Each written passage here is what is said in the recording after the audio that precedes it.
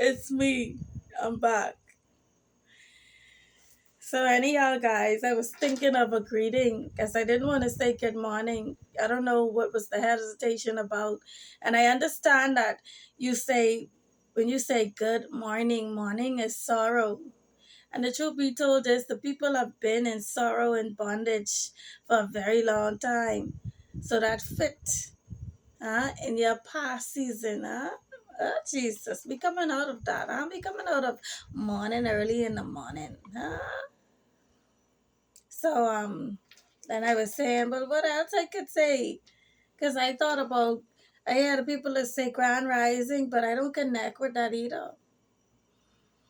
So, if y'all ever hear me say that, say good morning, we just, I just saying that for a minute because we ain't out the wilderness completely yet, okay? But we on our way out. So by the time it's now and getting out the wilderness, or when I come out the wilderness, I'll have a new greeting for the people of God because we are not going to be a people in mornings and ye s'mores. So there you had, hence. Hence you had, hello, it's me, I'm back. I get that one from Cardi B. This morning I had a dream. I mean, I had a dream, and I can't remember everything in the dream. At first, it was a house scene, like me in this house, and it was like I was switching rooms with siblings. I can't remember too much of the details on that, so I can't talk about that. But then it went like we went to the airport, and we went on this plane, and then I was in a seat in a plane, but then I decided to go sit in a family member seat with a family member, mostly because I was scared. I don't know, remember the reason why. And I put on the seatbelt with the family member in the front of me, we in the same seat. And the people was like, well, what happened or however? And I was like, I never been here, or either I never been, like we was going foreign. And I was like, I've been away in so long, but I never went to this place where we going. So it's like I never been here and I ain't traveled like this or whatever in so long. So now the plane take off, right? Within seconds, okay? It land right away. Let's say minutes. Okay, it take off, but it never even completely leave the track. It come back down right away, and it was said that the runway. It was said that the plane was gonna crash. Okay, I don't know. The pilots probably got an error or something which made them land right back right away. So now we goes back into, so now we kind of, some people went back into the airport, and some people who probably had an urgent need to get out to go where they was going, they took something come for them to take them, continue taking them. But for persons like me, I went back into the airport, okay, to await. Now there's this pilot, black man, you know, whatever. He have his own plane. He have his own. It was like a big looking helicopter. It was a different looking plane type thing. It it favor it more favor like a helicopter, but it was like a big one to carry people inside. So it could carry like a lot of people. However, and here it is, this woman, she got a lot of bags. So the man the pilot, telling her, he's like, oh, you got a lot of bags. You got to pay extra for all these extra bags, because other people got to get on this thing too. So if I like allowing you to take this, because he is considered to be a private plane airline. Airline. He's a private plane charter, private charter. So then she had a dog. So then he say, and that dog can cost. or however, and because she starts saying, you gotta charge for all these extra bags or whatever. She wanted to bring all these extra luggage. I talking about these big bags, and she didn't want or expect to be charged for these big extra luggages that she had. It's almost like she didn't know. Everybody know that you can pay for your extra luggage. So she's like, but do you really have to charge? Now let me tell you something. This pilot, I am associating him with God when I try to interpret this dream. Okay? So it's like she's saying you really have to be so tedious and charge for all these extra luggage. And then she started running on about her dog. She's like, he's just a dog, he ain't gonna do nothing or whatever. And the pilot telling her, Mom, you can pay for that dog, okay? Or whatever. And she's like, oh, but this and that on and this sale or this place and that place is don't charge for dog or don't check it. So he say, I don't care what this do, this place and that place. Huh? This my plane. And you don't can tell me how to charge on my plane or how to run my plane. It's either you want to go or you don't want to go. He say he's in that position where he don't have to negotiate when it comes to his plane. And he say how his plane and his business operates. Because she is saying now, oh, it's just a dog, it's, or whatever. And he's saying, Ma, your dog is an animal that could possibly pee and ting on my plane and this and that and this and that. And I have other passengers on this plane and this and that. Now we're sitting in the airport waiting to go get loaded onto his plane because he was dealing with the bags. And her dog ran around and pee on my bag. Right? So now I say, see what this man talking about? And I tell the pilot, I say, see what you talking about right now? This dog come here and pee on my bike. Okay? So then me doing that was the right thing. I reported on this dog, right? I was doing the right thing in this dream or however.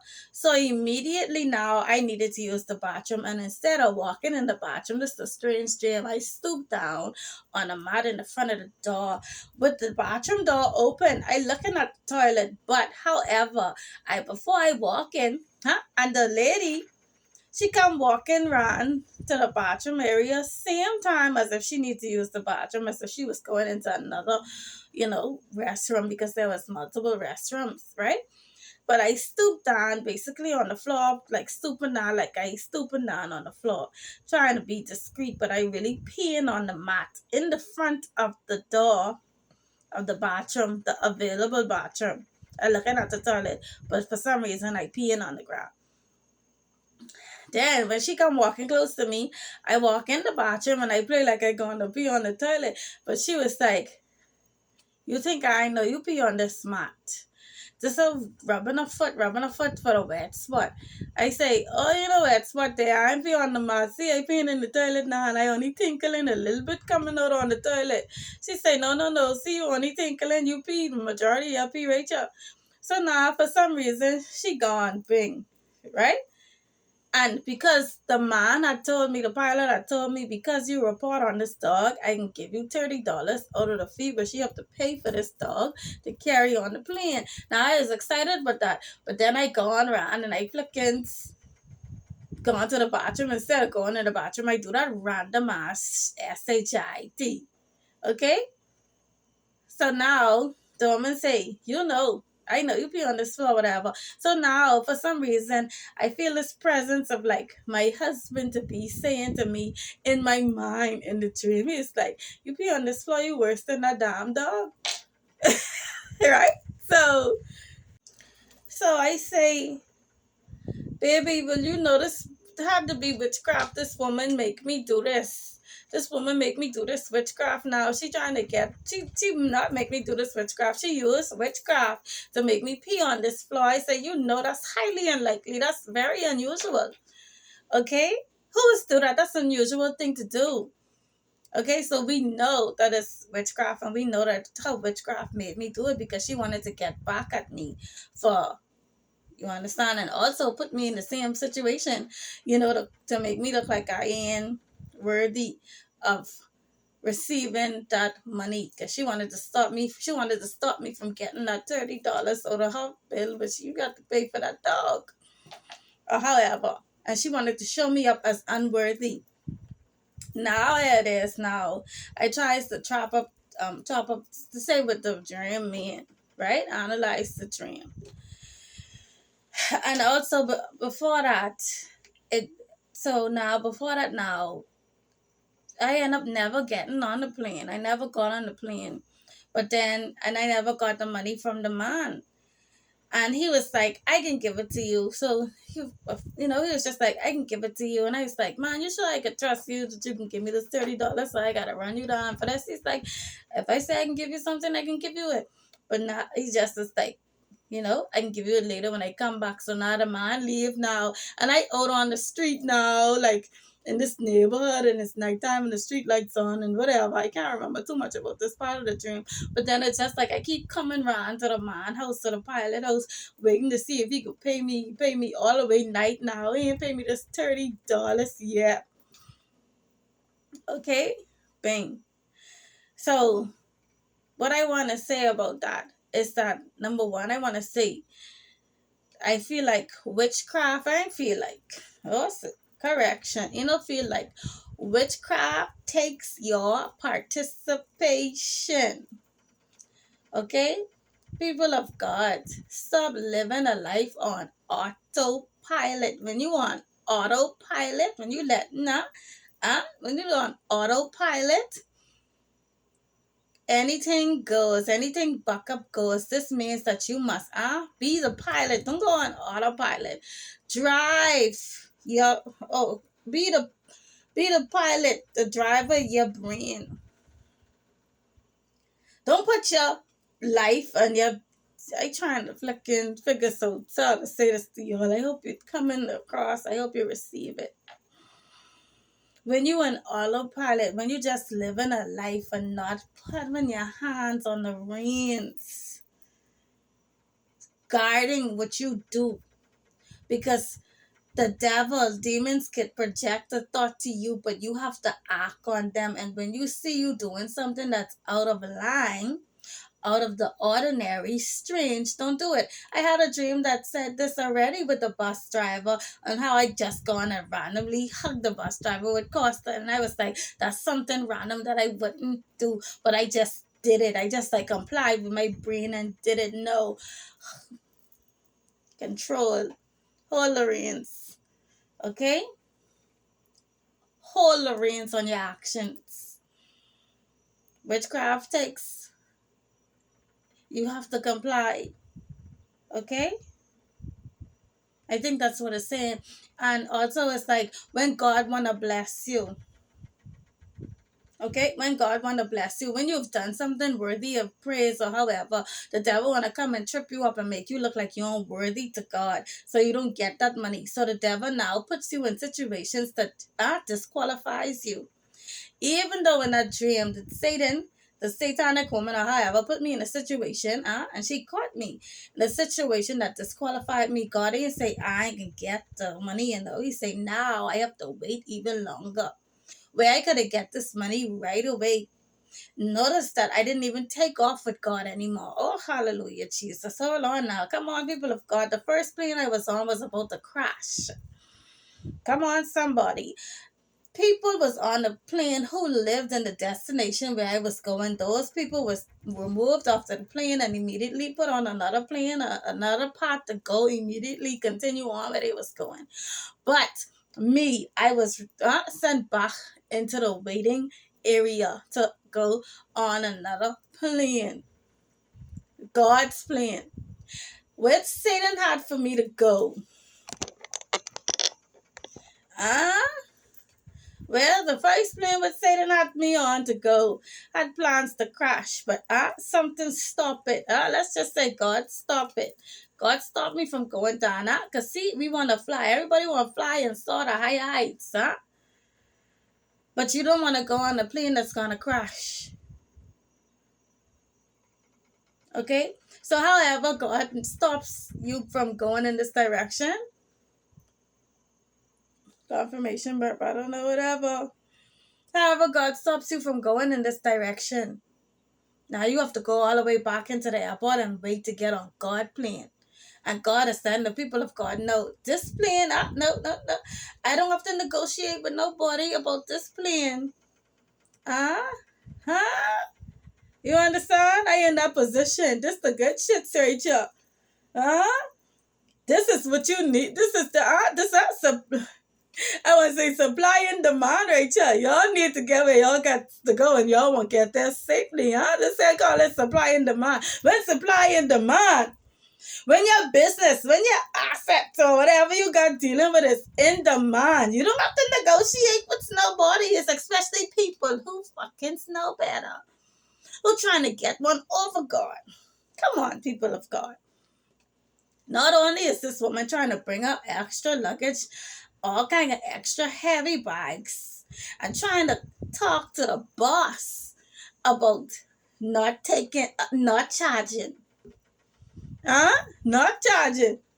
Now she wants shortcut fucking God. Why the people of God want shortcut fucking God? Shortcut him out of his money. You want shortcut God. On he plane, you want shortcut him from being able to make what he's supposed to make on he plane. And this the plane we can get you fucking there safely. This the plane where you sure can get you there. This the solid on Christ, the solid ground. And you want shortcut God because you can't? Or you feel like, girl, why you like that? I sure, when she got her asses on that next plane, she did done fucking pay for all them extra bag or whatever the case was. But now it's because it's God. God say he ain't in that negotiating business. His shit legit, Catch the word. God said he's not in that negotiating business because his shit's legit. Okay? Bing. That was one thing. Good. Now, the other part was just to tell you witchcraft and whatever takes you flicking, going with it. So do what you know is right. Okay, so you focus on what you're doing.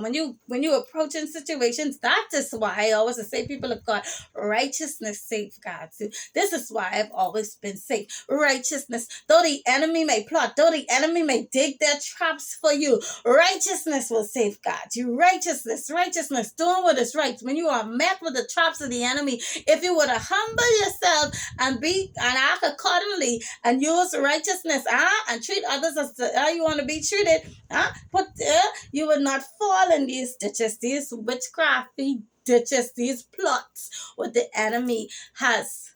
And if you fall in something, it will not be successful. Look at me. Let's reiterate my journey.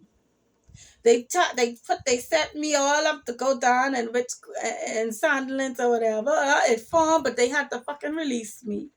It was not successful.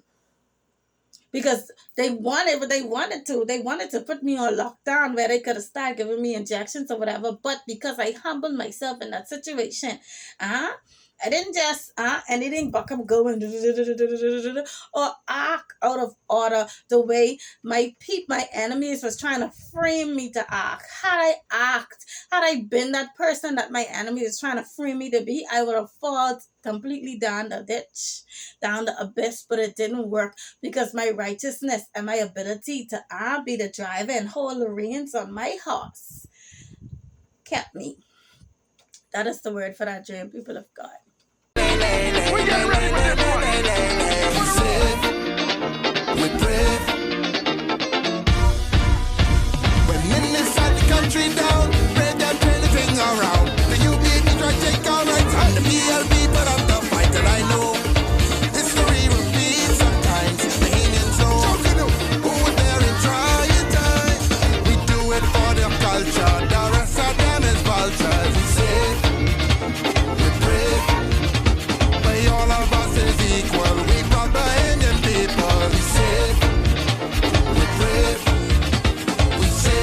safe, safe, safe.